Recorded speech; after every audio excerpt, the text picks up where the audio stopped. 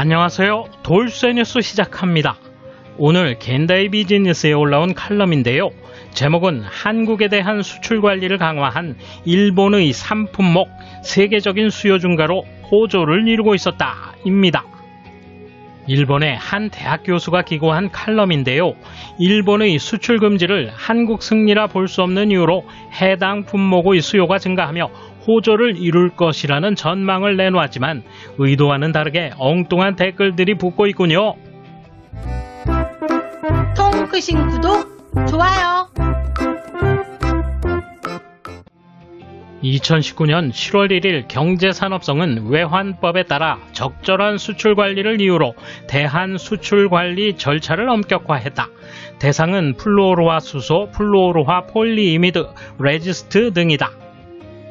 그로부터 2년이 지난 7월 1일 한국의 산업통상자원부는 2년간 한국의 반도체 소부장재의 생산 능력이 높아졌다고 발표했다는 보도가 있었다. 플루오로화 수소의 일부에 관한 한국의 국산화는 진전된 듯하다. 그것이 일본 기업에 주는 영향은 경시할 수 없다.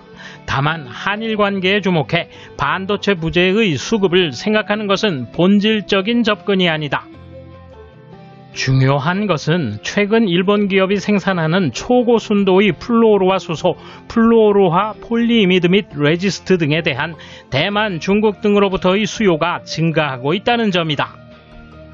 데이터의 분석으로부터 얻을 수 있는 특정 산품목의 수출 경향에 미중 대립의 첨예화 리스크 등을 가미해 고찰하면 대만이나 미중으로부터 일본 기업이 생산하는 반도체 부품 소재 등의 수요는 높아질 가능성이 있다. 2021년 1월에서 5월의 대한 수출 데이터를 바탕으로 추산하면 2021년의 특정 3개 품목에 대한 수출액은 전년을 웃돌 가능성이 있다. 일본 기업은 보다 미세하고 고순도인 소재 창출을 목표로 계속 정진해야 한다. 과거 10년간의 특정 3개 품목에 관해 재무부의 무역 통계 데이터를 확인하면 흥미로운 점이 떠오른다. 모두 대만으로의 수출 증가가 현저하다. 대만에 이어 중국으로의 수출도 증가 추세다. 한편 특정 3개 품목의 한국 수출 중 2020년의 플루오로화 수소 수출액은 전년보다 약 72% 감소했다. 다만 일본의 화학기업들은 한국에 직접 투자를 실시하고 있다. 세계 경제의 관점에서 보면 특정 산품목의 대만으로의 수출 증가는 세계 경제의 반도체 공급에 관한 TSMC 등 대만 반도체 산업의 영향력 증대와도 맞는 일이다. 또 대중국 수출에 관해서도 중국 기업은 미국의 제재에 대비해 일본으로부터의 반도체 소부장 제품 조달을 서둘렀다고 본다. 반도체를 둘러싼 미중 대립과 대만 해협 긴장 환경이 일본 정밀 제조의 힘을 유지해 줄 수 있는 것이다. 이렇듯 향후 대만, 중국 또 미국이나 한국으로부터 일본의 고순도 반도체 소재 부품 수요는 증가할 가능성이 있다. 또 최첨단 반도체 생산 기술 등을 둘러싼 미중의 대립은 첨예해질 가능성이 있다. 미중 대립이 첨예화되면서 미중의 반도체 메이커들이 일본의 반도체 소재 부품 제품을 쟁탈하려는 전개가 선명히 예상된다. 한국 기업도 일본 기업으로부터의 조달을 보다 중시할 가능성이 있다. 최근 반도체를 중심으로 한국의 수출은 증가세다. 2023년경까지 세계적인 반도체 부족은 계속될 가능성이 있다. 이 때문에 삼성전자는 5나노 프로세스의 수율 향상이 쉽지 않을 것으로 보인다. 삼성전자 등이 숙제를 해결하면서 수익 획득을 목표로 하기 위해서 일본 기업으로부터 고순도의 반도체 소재와 부품 등을 조달하는 의미는 증가할 것이다. 일본의 경쟁력은 중소기업을 비롯한 중층 산업 구조에 의지해왔다. 유력 IT 플랫폼이 없는 일본에 있어서 정밀한 물건을 제조하는 힘은 세계 경제의 디지털화에 대응하기 위해서 빠뜨릴 수 없는 요소다. 정부가 비판적 자세로 국제무역에 대한 안전보장 책무를 완수함과 함께 관민이 총력을 기울여 고순도의 반도체 소재 부품 생산기술 향상을 목표로 하는 것은 일본 경제의 안정과 성장의 중요한 요소가 될 것이라 생각한다. 이에 대한 일본 누리꾼 반응 보실까요? 한국이야 아무래도 좋지만 일본도 자기 산업을 키우려는 자세가 필요하지 않을까. 일본은 경제 안보를 포함한 안전보장을 강화하는 것이 시급한 과제일 것이다. 그리고 일본은 이제 한국의 양보나 타협을 하는 것은 잘못이다.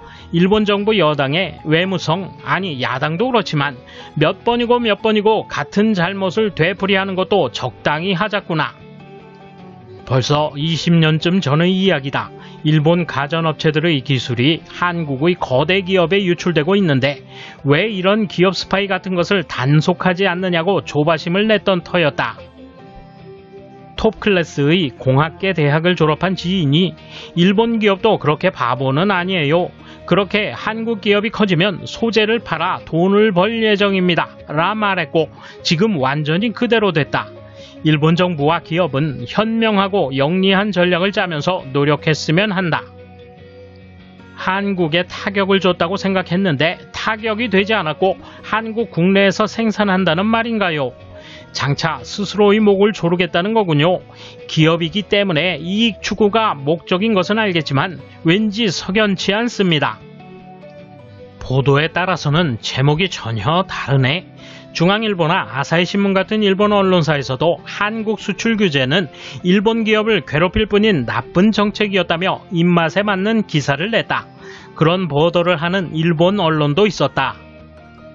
대만이나 미국으로 수출이 증가하는 것은 좋은 일이지만 중국은 주의를 필요로 한다.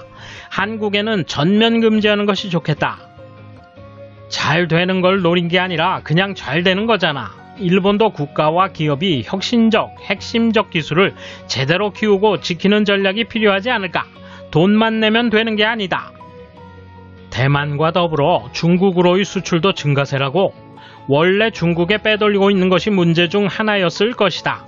그런데도 중국으로의 수출이 증가세라면 의미가 없는 것이다. 일본 기업들 정부는 무슨 생각을 하고 있나?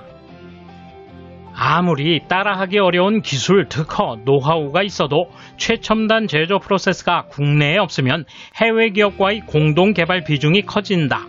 전자산업의 일본주의를 지키기 위해서도 최첨단 라인 구축을 지원해야 한다. 지위가 무너지면 국내 산업에 미치는 영향은 꽤 크다고 본다. 부품이나 소재는 어차피 마루 및 장사이기 때문에 그다지 눈에 띄지 않는다. 삼성이나 화웨이를 제품화하는 데 없어서는 안 된다고 자랑해봐도 지명도는 낮고 한 제품에 차지하는 이익도 미미하다. 역시 일본이 일찍이 제조 대국으로서 가전의 세계를 석권한 것 같은 토탈 제품으로 승부하고 싶은 것이다. 돌쇠 한마디. 대만이나 중국에서 사줄 것이라는 희망으로 패배한 게 아니라는 이야기인데요. 한국의 기술 독립만 완성해줬을 뿐이란 걸 그들도 마음속으로 이미 다 알고 있네요. 감사합니다. 돌쇠 물러갑니다. 이번 소식은 여기까지입니다. 시청해주셔서 감사합니다. 돌쇠처럼 오직하게, 만인처럼 화끈하게.